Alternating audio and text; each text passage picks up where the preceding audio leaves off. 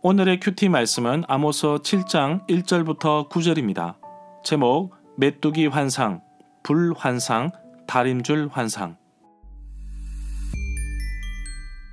먼저 앞뒤 문맥을 살펴보겠습니다. 시온에서 평안하게 살아가던 사람과 사마리아 산에서 안심하고 살아가는 사람에게 재앙이 내릴 것이라고 합니다. 이들은 스스로 어떤가는 민족이라고 자만한 이스라엘입니다. 스스로 자랑하는 이스라엘에게 여호와께서 가장 먼저 하시는 것은 포로로 끌려가는 것입니다.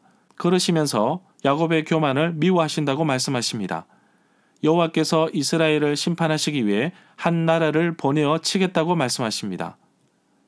아모스 7장부터 9장까지는 5가지 환상이 나오는데 메뚜기 환상과 불 환상, 다림줄 환상이 7장 상반부에 나옵니다. 메뚜기 떼는 곡식을 심어 막 자라기 시작할 쯤 모든 것을 먹어치운다고 합니다. 너무나도 견디기 어려운 일이라 여호와께 용서를 구합니다. 여호와께서 생각을 바꾸셨으나 또다시 불을 준비하십니다. 온 땅이 황폐해질 것입니다. 다림줄은 벽이 똑바로 세워졌는지 검사하는 도구인데 이스라엘이 얼마나 굽었는지를 보여주겠다고 하십니다. 이처럼 심판은 모든 것을 폐허로 만들 것입니다. 문단을 나눠보겠습니다. 1절부터 3절은 첫 번째 환상, 메뚜기 환상. 4절부터 6절은 둘째 환상, 불 환상. 7절부터 9절은 세 번째 환상, 다림줄 환상. 1절에 보면 여호와께서 아모스에게 보여주신 환상에 대해서 말씀하십니다. 왕이 풀을 벤 후 풀이 다시 움돋기 시작할 때 주께서 메뚜기를 지으셨습니다. 왕이 풀을 벤 후라는 말이 나오는데 맨 먼저 거두어들인 풀 가운데에서 왕의 몫을 따로 떼어 놓습니다. 이런 관습이 언급된 곳은 구약에서 이곳이 유일합니다. 왕은 아마도 군대를 위해 식량 수확의 1차적인 소유권을 주장한 것으로 보입니다.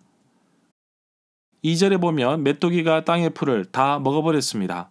그제서 여호와께서 자신들에게 내려진 징계를 용서해달라고 부르짖고 있습니다. 이스라엘 백성들이 가장 강력한 힘을 가졌던 여로보암 2세 때입니다. 바로 이때 아모스가 이스라엘에게 심판을 메시지를 주었는데 이들은 자신들을 야곱이 미약하다고 하였고 어떻게 징계하면 서겠냐고 용서를 구합니다. 사람이 아무리 강하고 튼튼하다 할지라도 하나님 보시기에 인간은 티끌에 불과하다는 사실을 기억해야 합니다. 풀을 벤 후 다시 수확하기 위해 기대를 하였지만 메뚜기 떼를 통해 완전히 초토화되어 버렸습니다. 사람이 아무리 완벽한 계획을 가진다고 할지라도 그 길은 여호와께서 인도하십니다. 3절에 보면 이스라엘이 자신의 잘못을 뉘우치고 사해달라는 고백을 들으시고 뜻을 돌이키셨습니다. 바로 이것, 심판의 메시지, 메뚜기 재앙이 이루어지지 않을 것이라고 하십니다. 설교는 사람의 마음을 움직이지만 기도는 하나님의 마음을 움직입니다. 우리는 범죄로 인하여 하나님을 떠났지만 하나님께서는 결코 우리를 떠나지 않으십니다. 언제나 돌아오기를 기다리고 계십니다. 4절에 보면 아모스는 두 번째 환상을 말하고 있습니다. 불로 징벌하게 하시는데 불이 큰 바다를 삼키고 육지까지 먹으려 한다고 말하고 있습니다. 불은 물을 바싹 말리며 농토를 황무지로 만드는 뜨거운 여름의 열기로서 심판하시려고 하고 큰 바다는 당시 사람들이 생각하기로 샘물과 지하수를 대주는 땅 및 바다를 뜻한다고 볼 수도 있습니다.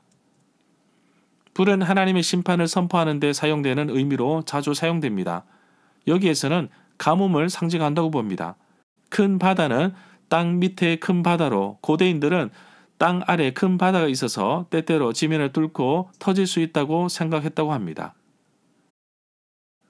5절에 보면 징계의 메시지를 듣고 그쳐달라고 또다시 부르짖고 있습니다. 6절에 보면 주께서 언제나 그의 백성들의 이야기를 들으시고 뜻을 돌이키셔서 불의 재앙도 이루어지지 않겠다고 하십니다. 불재앙이 이루어지면 정말 남는 것이 없습니다. 재건도 어렵습니다. 소돔과 고모라를 보십시오. 정말 두려운 재앙입니다.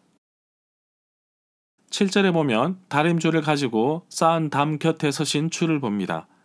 다림줄은 줄 끝에 줄을 달아놓은 기구였는데 건축하는 사람들이 벽에 쌓은 돌들이 모두 수직으로 똑바로 놓였는지를 확인하는 것과 같은 일에 사용하는 것입니다.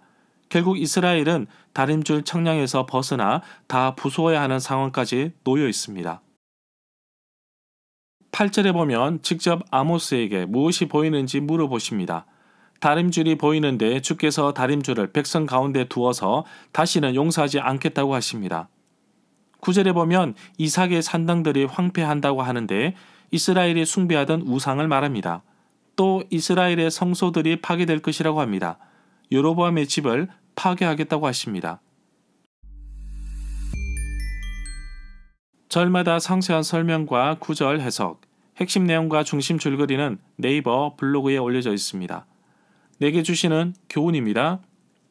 죄악으로 물든 이스라엘뿐만 아니라 오늘날 이 땅에도 하나님께서 경고와 심판의 메시지를 주고 계십니다.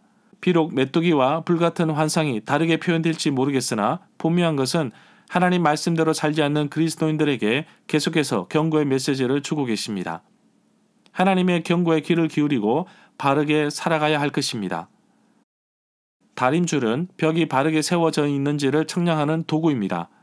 나의 삶이 온전히 하나님 앞에 바르게 서 있는지 점검하는 도구가 있으십니까? 가장 좋은 방법은 매일매일 하나님 앞에 나아가는 것이며 하나님 말씀 위에 나를 올려놓는 것입니다. 계속되는 경고와 심판의 메시지에 귀를 기울여야 하고 주시는 말씀을 잘 새겨 삶에서 실천하며 살아가는 하루가 되기를 소망합니다. 아모스를 통하여 이스라엘에게 내릴 재앙이 메뚜기, 불, 다림줄로 나옵니다. 그러나 주목해 볼 단어는 메뚜기 재앙과 불 재앙에서는 뜻을 돌이켜서 재앙이 내리지 않겠다고 하셨지만 다림줄에서는 그런 단어가 보이지 않습니다. 자신의 미약함을 고백하고 하나님께 잘못을 시인하고 죄의 용서를 받지 않으면 심판이 임할 것입니다. 그러나 언제나 하나님은 죄 가운데 거하는 우리가 하나님 품으로 돌아오기를 원하고 계십니다. 이스라엘에게 내리는 재앙은 이스라엘을 진멸하기 위함이라기보다는 그들이 다시금 돌아오기를 위해 내리는 재앙입니다. 아직까지 예수 그리스도를 모르는 가족과 친구, 이웃이 하나님 품으로 갈 수 있도록 함께 기도하기를 원합니다.